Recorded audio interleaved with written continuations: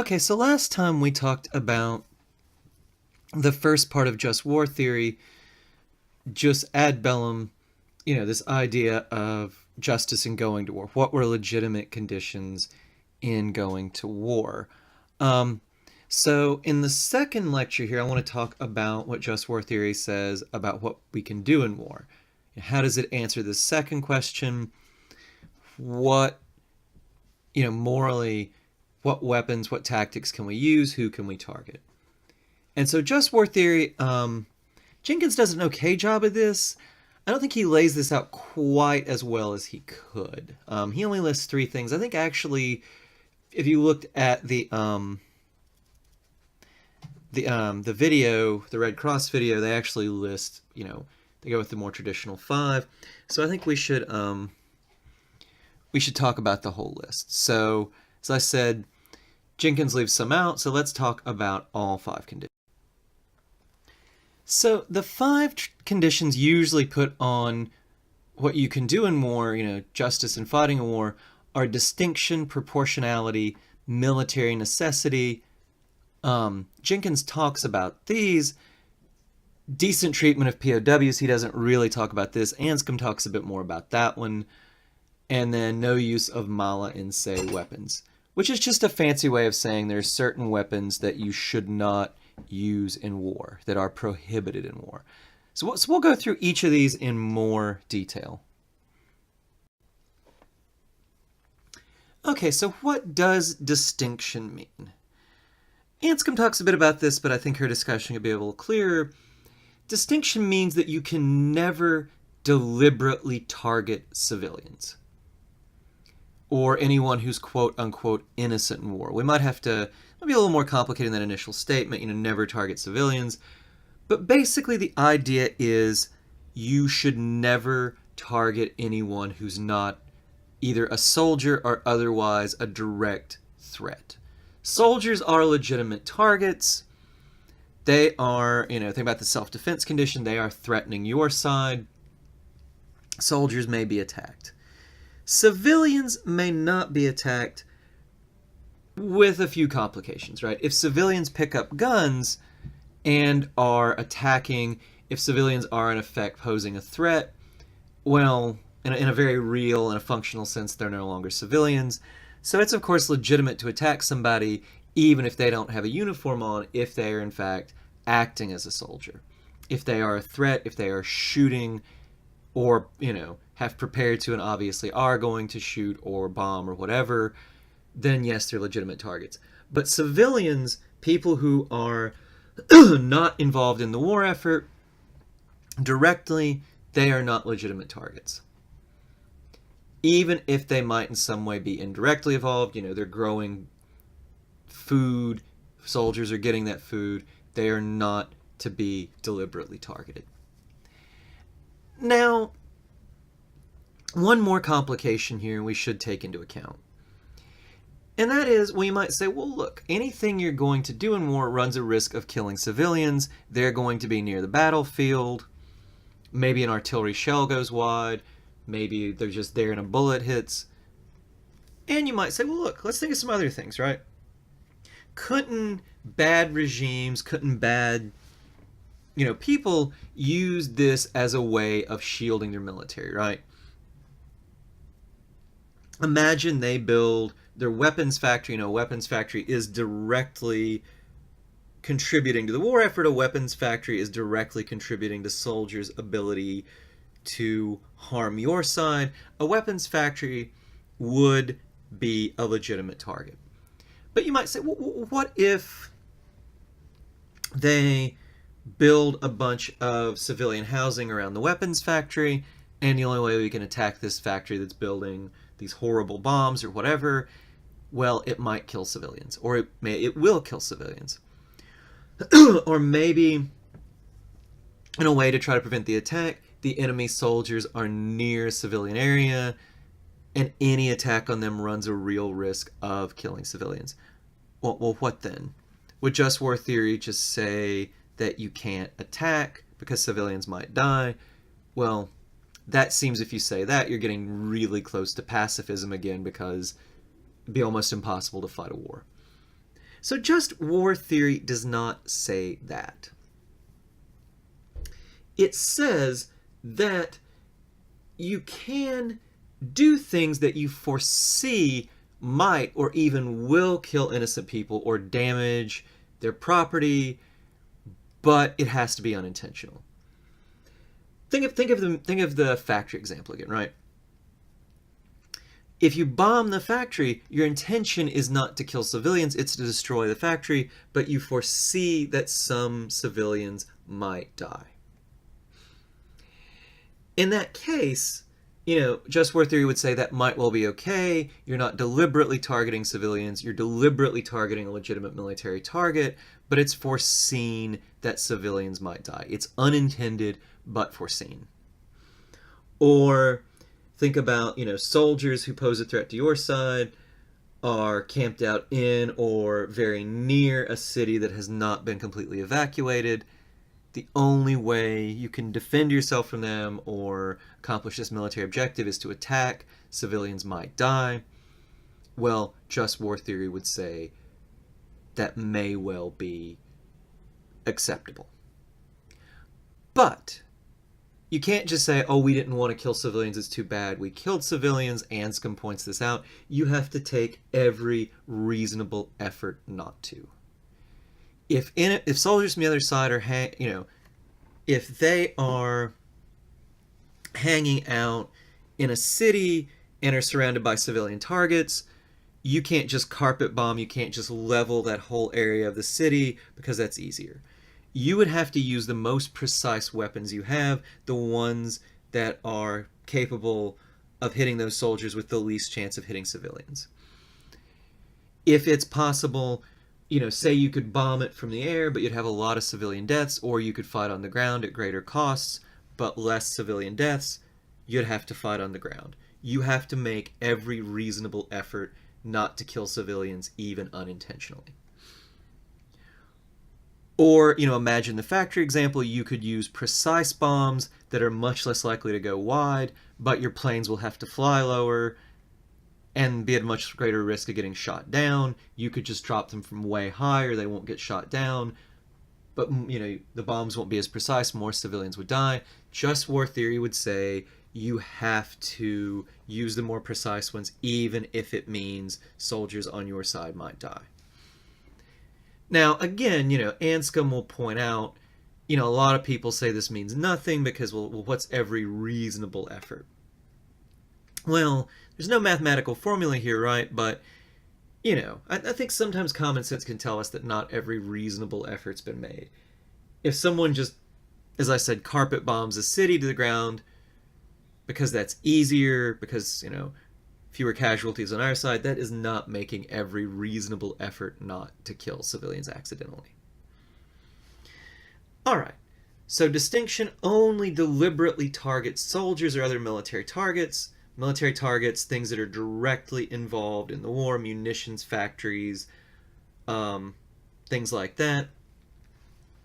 You cannot deliberately target civilians, and even when you do stuff that might unintentionally kill civilians, you have to be as careful as is possible, or is reasonable. You have to make every reasonable effort not to kill civilians, even unintentionally. All right, proportionality, and this kind of just hooks into distinction. And the idea here is any foreseen but unintended harms have to be proportionate to the military advantage achieved. If you launch some kind of attack, even if you're as careful to not kill civilians as possible, but there's some likelihood of doing so, whatever military aim you're achieving has to be worth that cost in civilian death or that cost in damage to civilians' property or the misery it creates them, right? I'll give you an example of something that might not be. Think of a drone strike, right? If there's some unimportant terrorist, he's not a leader or anything, and, you have a drone strike, but, there's a real chance that you might kill this guy's whole family, well, even if you were very careful, like, well, we don't think they're home, we've taken all the reasonable efforts, this probably wouldn't be allowed under proportionality. The real risk of killing an unimportant terrorist, an unimportant leader, not whatever advantage you gain is not proportional to killing an entire family.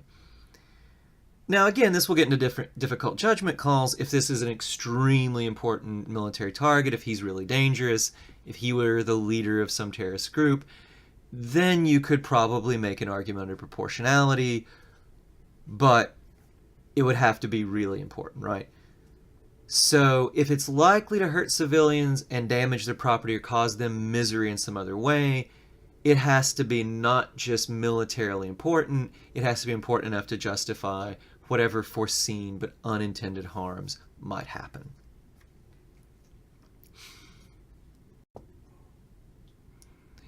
The next condition is military necessity. And this actually puts some limits on what we can do even to soldiers. You can only attack other soldiers, according to just war theory, when there's some legitimate military goal that you will accomplish. If you are just attacking them for no good reason or for something like revenge, that doesn't qualify. It has to be some military aim that will help you legitimately accomplish the aims of the war as a whole. If it's not military, if it's not necessary to achieving the war's larger aims, it's not justified, even if it is only targeting soldiers. I'll give you guys an example of an action that probably fails this military necessity thing. At the end of World War II, one of the American generals, this guy Curtis LeMay, knew that the Japanese were going to surrender, so he was furiously launching air attacks as quickly as possible because he knew he wouldn't be allowed to do it much longer. He was kind of thinking in terms of revenge against the Japanese for Pearl Harbor. Well, LeMay's attacks actually failed in a couple ways with just war theory. He wasn't discriminating enough against civilians and military targets, but even if they had only been attacking military targets, this wouldn't qualify, right? Why? The Japanese are going to surrender soon. It's not necessary for any legitimate military goal.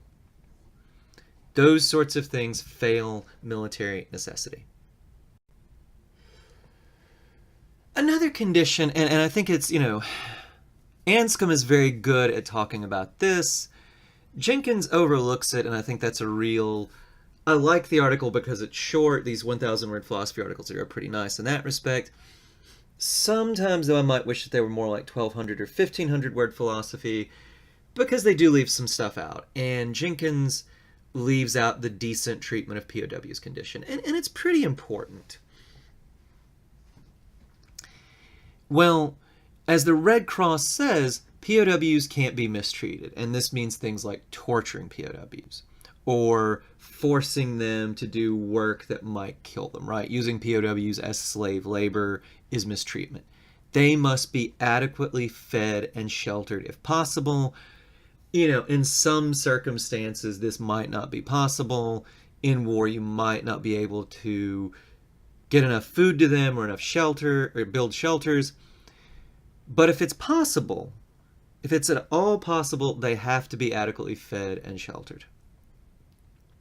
They have to get medical attention. You have to give POWs medical attention. You can't just ignore them.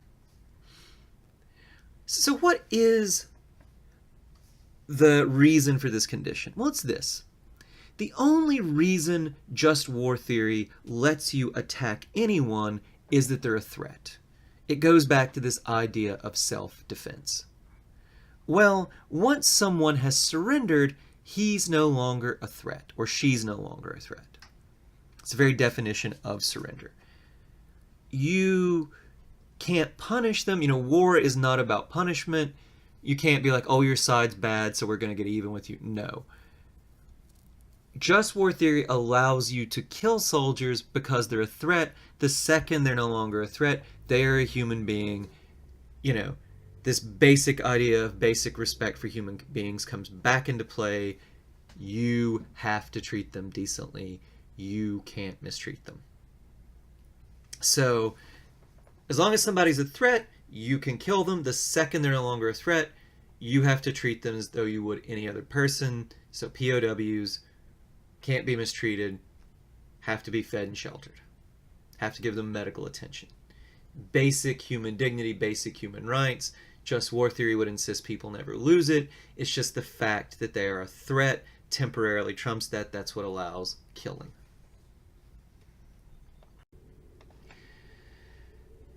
The final condition is that weapons that are so-called mala in se are banned.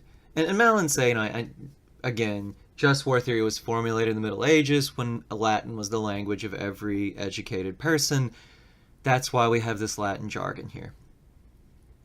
All this means is that, mala in se means bad in themselves. It means that certain weapons are evil and they shouldn't be used. They shouldn't be used either because the damage they do to soldiers is greater than can be justified, or because they're indiscriminate.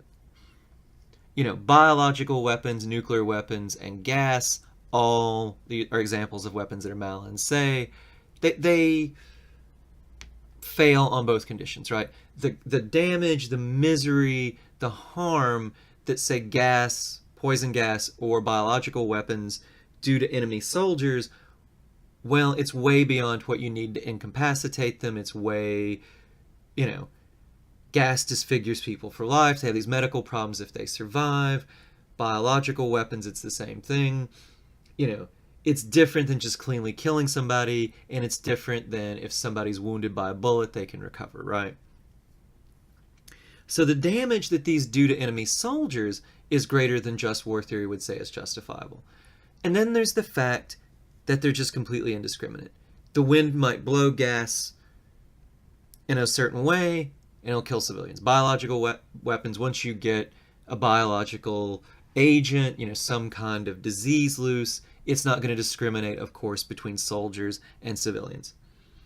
By their very nature, nuclear weapons don't discriminate. They kill everyone. And on top of that, they're a terrible way to die, unless, if you're close, you might just get vaporized, but people who aren't so close, the damage they do, radiation sickness, the burns, people who advocate just war theory would say, again, even for soldiers, that goes too far. And remember I said, that just war theory, it's very influential in even outside religious circles, but it's pretty much how the Catholic Church thinks about war. You might have heard that many Catholics are strongly opposed to nuclear weapons, have argued for the abolition of nuclear weapons. Well, this prohibition on mala in se weapons, that explains that. Okay, so hopefully you understand those. Those are the conditions on jus in bello. In the next slide, I just want to briefly sum up just war theory. Just kind of, wrap it up. All right, so you guys have probably noticed that just war theory is incredibly demanding. It's very hard to justify going to war, and once you have fought a war, it's very limited what you can do in it. Well, some people might say this is unrealistic, some people might say it's too restrictive, but I think proponents of just war theory would say, well, what we can do in war ought to be restrictive.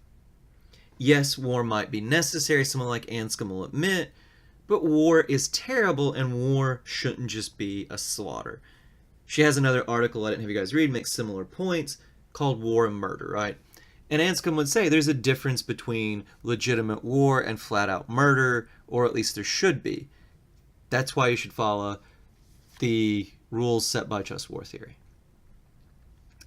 Now, just war theory would say, I think, as demanding as these conditions are, I think there are probably a few wars that satisfy the jus ad bellum conditions. World War II almost certainly did on the American side, right? You can think through those.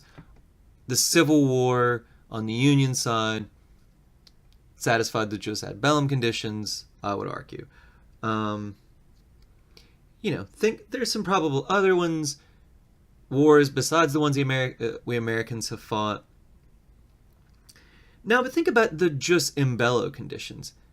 It is incredibly hard to think of a war where these conditions have been followed. Well, does that just mean they're useless? No, I mean, the just war theorist would say this gives us something to work toward. Yes, these go out the window in a lot of wars, but that doesn't mean we shouldn't follow them. And, the just war theorist would say, look, we're getting better at this, right? We have targeted weapons. We're doing a lot better at discriminating civilians and non-civilians, right? And as Anscombe points out, it's not like it's a necessity that war becomes a massacre, that military leaders target civilians or fail to follow these rules of war, right? She points out Napoleon, decent enough job following them. King Henry, terrible job following them, right? So it's rare that anyone's been perfect in following these. Might never have happened, but people are closer or further away. They're a useful goal to work towards. Well, you might also say, well, it ties our hands too much. It's unrealistic. Well, I think a few things to say to that.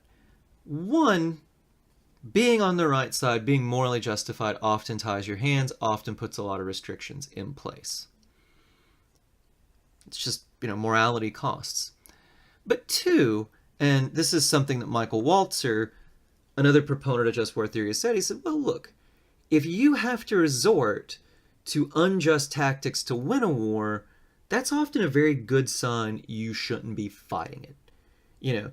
If the civilian population is so dead set against you that you have to resort to murdering civilians, well, you ought to look long and hard at the justice of the cause of the war. So, I think there's a lot to be said for this just war theory.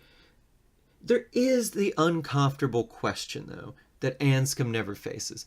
What if, and I think this is rare, I think Anscombe's right, a lot of times people plead necessity. They say we have to do this because it's easier to do this, and in a lot of cases it isn't even easier to do it, right? But what if the only way to win a just war was to violate these principles? I'll give you guys an example of that.